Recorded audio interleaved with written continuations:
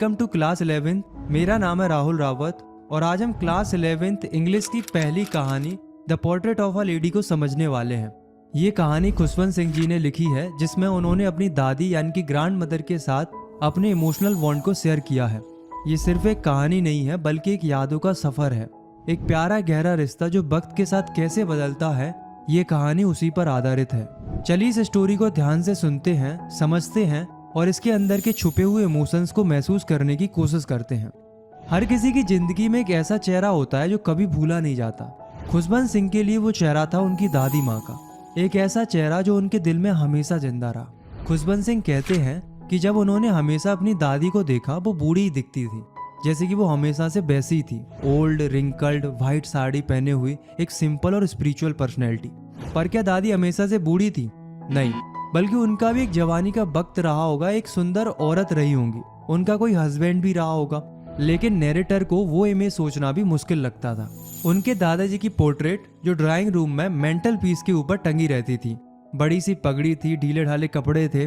उन्हें देखकर ऐसा लगता था जैसे उनके सिर्फ बहुत सारे पोता पोती हो सकते हैं, वाइफ और बच्चे नहीं। बड़ी अजीब बात है ना कि हम अक्सर अपने बुजुर्गों को सिर्फ उनकी बुढ़ापे वाली इमेज से याद रखते हैं, उनकी जवानी का सफर हम कभी सोच ही नहीं पाते। खुशवंत सिंह कहते हैं कि दादी के बुढ़ापे में एक अलग ही नूर था, ना सजावट थी ना श्रृंगार था, सिर्फ एक शांत सी रोशनी थी। उनका चेहरा झुर्रियों से भरा हुआ था, लेकिन हर लकीर एक कहानी सुनाती थी। वो हमेशा सफेद साड़ी पहनती थी, उनका एक हाथ कमर को संभालता था और दूसरा हाथ माला गिनता रहता था। उनके चांदी जैसे बाल थे जो कि उनके चेहरे पर बिखर जाते थे और उनके होंठ हमेशा प्रार्थना में हिलते रहते थे। उन्हें देखकर ऐसा लगता था जैसे मानो पहाड़ों पर बर्फ की चादर हो, ठंडी, सफेद और सुकून भरी। सच में वो फिजिकली प्रिटी शायद ना रही हो, पर वो अंदर से बहुत ज्यादा खूबसूरत थी, एक सिंपल और स्पिरिचुअल पर्सनैलिटी। शुरुआत के समय में जब ऑथर के माँ बाप शहर में सेटल हो गए तो उन्होंने ऑथर को गाँव में दादी के पास छोड़ दिया। पर ये अलग रहना दर्द नहीं बल्कि एक नया रिश्ता बन गया। उनकी दोस्ती का एक सुनहरा दौर शुरू हुआ। दादी और नैरेटर हर वक्त साथ रहते थे, जैसे एक दूसरे की दुनिया हो। सुबह सुबह उन्हें दादी उठाती, प्यार से नहलाती, कपड़े पहनाती, साथ में वो अपनी लहराती हुई आवाज में प्रेयर्स गाती, इस उम्मीद में कि शायद सुनते सुनते उनका मन भी प्रेयर में जुड़ जाएगा। लेकिन ऑथर तो सिर्फ इसलिए सुनते थे क्योंकि उन्हें दादी की आवाज बहुत प्यारी लगती थी, जो कि सुकून देती थी, जबकि उन्हें प्रेयर याद करने में कोई इंटरेस्ट नहीं था। फिर दादी उनके लिए स्लेट तैयार करती थी, पेन, इंक पॉट सब एक बंडल में बांधकर उन्हें देती थी। और पता है नाश्ते में क्या होता था? एक मोटी बासी रोटी, लेकिन उस पर प्यार से लगाया गया थोड़ा सा मक्खन और चीनी। इतना सिंपल, पर उसमें माँ जैसा प्यार छुपा होता था। और फिर दोनों हाथ पकड़कर एक साथ स्कूल जाते थे। और खास बात ये थी दोस्तों कि जो स्कूल भी था वो मंदिर के साथ ही होता था। तो जैसे ही नैरेटर और बाकी बच्चे अल्फाबेट और मॉर्निंग प्रेयर सीखते थे, वैसे ही दादी वह मंदिर में बैठकर स्क्रिप्चर्स पढ़ती थी। फिर स्कूल के बाद वो दोनों गाँव की गलियों में घूमते घूमते घर की ओर लौटते थे। इसी बीच उनकी दादी उनको लोक कथाएं और भगवान की कहानियां सुनाती थी और साथ ही साथ रास्ते के कुत्तों को रोटी डालती थी। ये उनकी एक छोटी सी आदत थी जो कि उनके दया और प्रेम को दिखाती थी। उन दोनों का जो रिश्ता था वो एक प्यार भरी आदत बन गया था, एक दूसरे की जिंदगी का एक जरूरी हिस्सा बन गया था। और फिर आया एक टर्निंग पॉइंट। जब नैरेटर के पेरेंट्स सिटी में अच्छे से सेटल हो गए तो उन्होंने दादी और नैरेटर को भी शहर बुला लिया। और ये उनकी फ्रेंडशिप में एक टर्निंग पॉइंट था। भले ही वो सिटी में एक ही कमरे में रहते थे, पर अब दादी नैरेटर के साथ स्कूल नहीं जा पाती थी। नैरेटर अब एक इंग्लिश स्कूल में मोटर बस से जाने लगे थे। गांव की तरफ गलियों में कुत्ते भी नहीं थे जिन्हें दादी रोटी खिला सके, तो उन्होंने अपने शहर के ही घर में स्पैरोज को दाना डालना शुरू कर दिया। जैसे जैसे साल बीतते गए, नैरेटर और दादी के बीच की बातें कम होती गई। दादी अब नैरेटर की पढ़ाई में हेल्प नहीं कर पाती थी। वो इंग्लिश वर्ड्स, साइंस की बातें, Archimedes principles, law of gravity, दुनिया गोल है, ये सब उन्हें समझ नहीं आता था और ना ही वो इसमें बिलीव करती थी। उन्हें इस बात का दुख था कि इंग्लिश स्कूल में भगवान और स्क्रिप्चर्स के बारे में कुछ नहीं सिखाया जाता। और पता है, एक दिन नैरेटर ने दादी को बताया कि अब उन्हें स्कूल में म्यूजिक लेसन्स मिल रहे। सुनते ही दादी का चेहरा थोड़ा सूख सा गया, उनका मन हिल गया। उनके लिए म्यूजिक का मतलब था नाचने वाली औरतें और सड़कों के भिखारी। उनकी नजर में ये गाना बजाना शरीफ लोगों का काम नहीं था। उन्होंने कुछ कहा नहीं, पर उनकी खामोशी सब कुछ बयां कर रही थी। उस दिन के बाद उनकी बातें कम होने लगी और जब ऑथर यूनिवर्सिटी गए तो उनका एक अलग कमरा भी हो गया। यहाँ एक इमोशनल मोमेंट है दोस्तों। सोचिए, वो जो लड़का जो दादी का सब कुछ हुआ करता था, वो अब उनसे दूर जाता जा रहा था। एक वक्त था जब दोनों एक दूसरे से जुड़े हुए थे। अब एक समय आया जब सिर्फ खामोशी बची थी। दादी ने अपना अकेलापन बिना शिकायत के चुपचाप अपना लिया। अब वो सुबह से शाम तक बस अपने स्पिनिंग व्हील के पास बैठी रहती और माला जपती रहती थी। दोपहर में वो आधे घंटे के लिए रिलैक्स करती जब वो स्पैरोज को फीड कराती थी। ये उनके लिए दिन का सबसे हैप्पीएस्ट हाफ आवर होता था।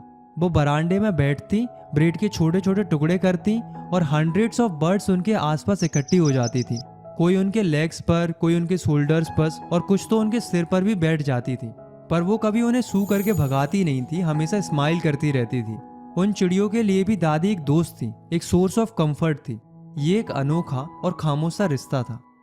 अब वक्त आगे बढ़ता है। जब ऑथर ने डिसाइड किया कि वो हायर स्टडीज के लिए 5 साल के लिए अब्रॉड जाएंगे, तो उन्हें लगा कि दादी अपसेट होंगी। पर दादी बिल्कुल अपसेट नहीं हुई।